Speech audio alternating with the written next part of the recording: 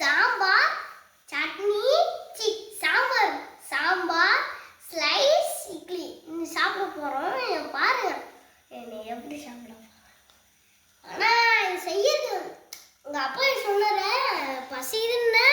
ஆனால் என் செஞ்சு கொடுத்துட்டாரு. அப்படி நான் கூட மீன் வச்சா பார்த்தா இட்லி சாம்பார் எனக்கு தெரில. ஆனால் ஸ்லைஸ்ன்னு சொன்னாருப்பா. அவர் தான் வீடியோ எடுத்துருக்கிறாரு. சாப்பிட்டு போங்க. டேஸ்ட்டு வேற அளவு நல்லது.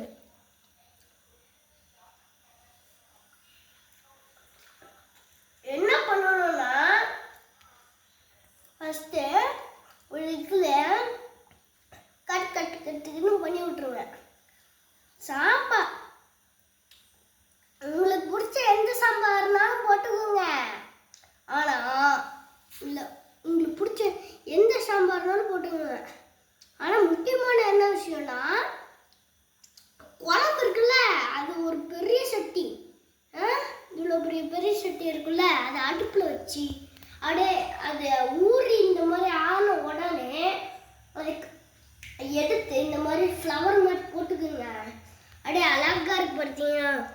ஒன்று சாப்பிட்டேன் அதனால பாருங்களேன் இப்போ ஃப்ளவர் மாதிரி இருக்குது. அதனால இது செய்யறது ஈஸி தான்.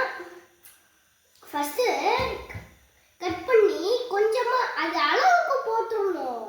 அதுக்கப்புறம் குழம்பு ஊற்றிக்கிட்டு இல்லைன்னா மேலே குழம்பு ஊற்றிக்கணும், கீழே குழம்பு ஊற்றிக்கணும், நம்ம இஷ்டம். அதுக்கப்புறம் கொஞ்ச நேரம் வச்சுட்டு வந்து எடுத்து பார்த்தா முடிஞ்சது. சிம்பிள் வை. அப்படியே இது நான் அடுத்த வீடியோவில் பார்க்குறேன். இதான் பார்ட் 2.